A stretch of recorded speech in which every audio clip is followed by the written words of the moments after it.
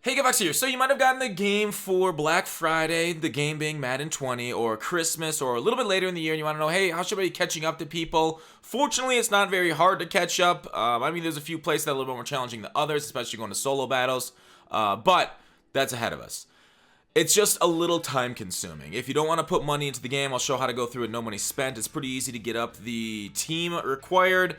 And then there's, of course, packs, and I'll talk about the best packs at the end if you do want to spend money in the game to catch up like that, and what the best one is to do. There. So, what you should be doing right now if you got the game, if your team's a little underwhelming. Now, you can look through all these missions to kind of get through and get an idea of things to do, but we're going to kind of go through the best things to do. And instead of like being kind of overwhelmed going through these things, I think do the challenges, and those are fine. I like when we first started the game, like the NFL Epics was here to do, and those were like good, but the Baker Mayfield card is a little underwhelming. The medium accuracy is going to have you missing a lot of passes, so that one's not the greatest. But if we're going to go through and build your team with some good cards, the ones you want to do, the NFL 100 challenges. It's a 6-week program. You get a Nat Centennial Fantasy Pack, which is a Nat 94 card.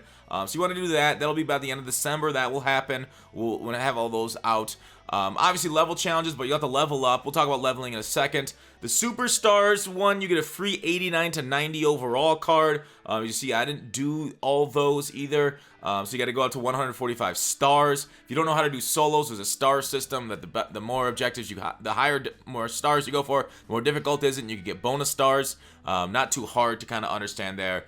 Just try and get more stars, and you get more progress to the stars there for the tier 1 stuff. Otherwise, you have the other decent cards to go for, other solo challenges. Complete MUT Heroes for as a free 91 overall. You have the Harvest Turkey Bowl. You get a free 92 overall. The Superstars, which was down here a little bit.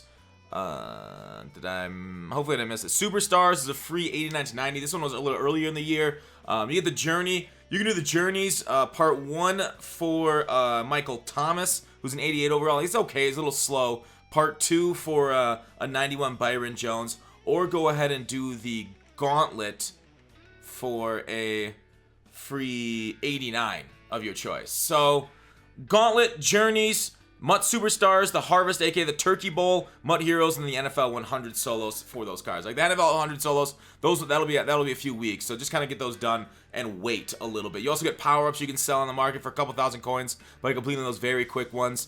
So those are kind of solos I expect that'll be best for you. But if you want to grind, if you don't have a team yet and you want to grind for some packs, it's not too bad to actually go through the Gauntlet on the main page, back all the way out of MUT, and go to, I think it's Exhibition Skills Trainer, and go into the Gauntlet there, and then complete those. When each one of those sets are done, you don't even have to have a good MUT team. You can get a pack, a gold player pack, and then add that to your roster in the main menu.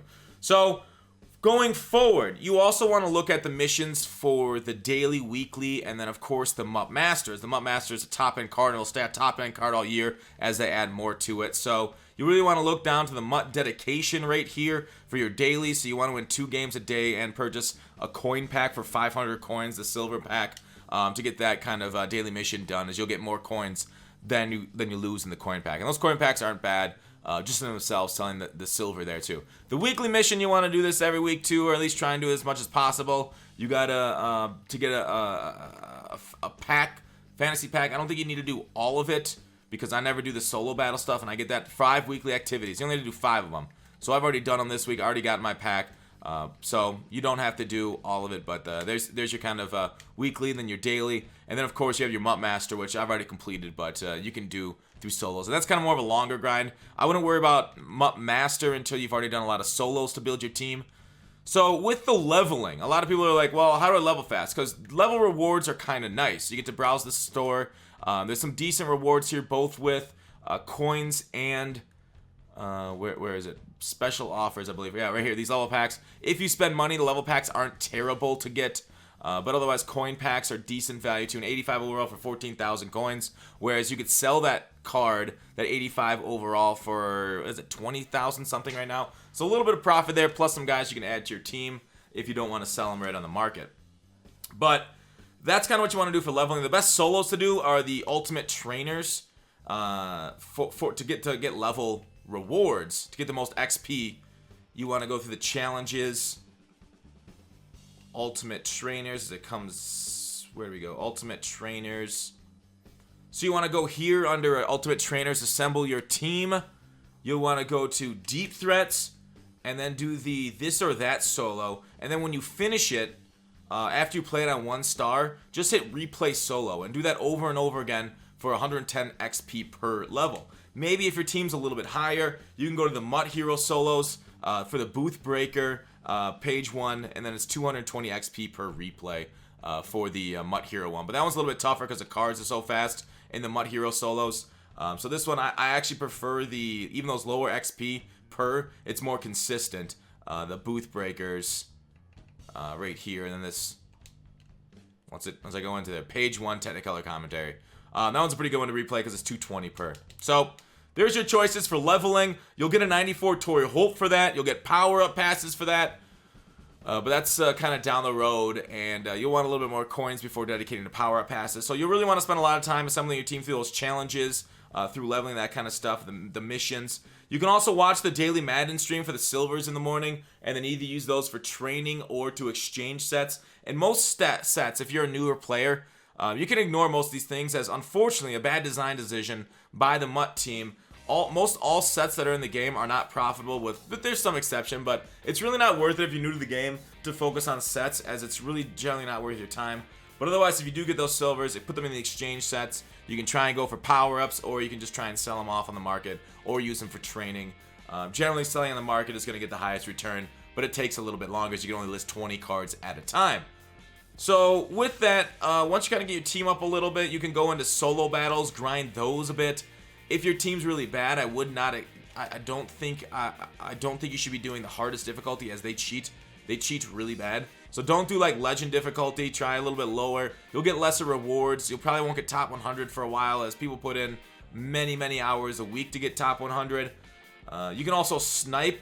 So sniping, the best filters, if you're a low level coins, depending on how many coins you have at like low level, you can snipe all the way down to like silvers. By the low silvers for like 250, relist for 500. So if you filter, generally by team is okay. Otherwise, like I like a little bit higher, like 400. It's not that good. So you can go team by team on the silvers and then relist them, like buy them for 200, like I said. But otherwise, you can go through 80 to 81s, as those normally market for 6,000. Then again, just go by team again. Sometimes people put these things low, like 2,000 coins. If you have that many coins, then flip like that. So really, that's the best way I found of going ahead and snipe it with a low coin amount. Even a high coin amount, you'd only go up to like 82, 84s for the best amount of like snipes to how often. Like the higher cards, sure, you can make like nice like Reddit posts out of them, but they don't really come by very much. People are very careful posting those. Of course, there is like a few times a day somebody out there will fuck up and put a card down lower than it should. But anyways, that's what I expect. I suspect you want to do 80 to 81, filter by team, and snipe from there. So you can also do that on the companion app. I would download the companion app, so that way if you're away from console, you can snipe for that. And then like I talked about the Gauntlet. So if you do want to buy packs in order to catch up, basically bring your team up to a very decent level, not a god squad, but very competitive. The best packs you're going to want to go for are these NFL 100 fantasy bundles, as it basically guarantees you like 7 to 800k out of the bundle, and that will buy a pretty good team overall. You could be competitive online. Obviously, you're not going to overwhelm anybody, but you'll be able to buy some fast players. Check out my budget video. I'll put it in the description for cards that you'll want to buy to build your squad that for cheap, that are super effective for what they are overall and coin-wise. They were having a few new ones added since then, but I think overall that still is basically like 90-95% of the cards you'll want for the budget, for your budget kind of team. So that's what I kind of suggest for those new to the no money spent, or for those that want to buy. Like I said, also the level packs are not bad in the store for people grinding out for the challenges for the team into the MUT ecosystem. So hopefully this helped for the new people. I actually got the idea, or somebody wanted me to do it in the Twitch chat, and that's kind of it. Legend solos, I mean, all the solos are okay. The legend solos are okay. They're a little older now. You can get the power-ups from them. You can look for like legend power-ups that are expensive, then try and do those legend solos for them. But generally the ones that I listed, which will be in the description: NFL 100, MUT Hero, Harvest, Superstar, Journey, 1, 2. And Gauntlet's better than Journey. Gauntlet is your choice of 5. I like this Gauntlet much better than Journey. The Journey will probably be the worst ones to do right away. Gauntlet's pretty nice to get your free 89 overall there in your choice of 5. So that's it for the video. Thanks for watching Call to Action. Let me know in the comments with any questions, and I'll see you tomorrow.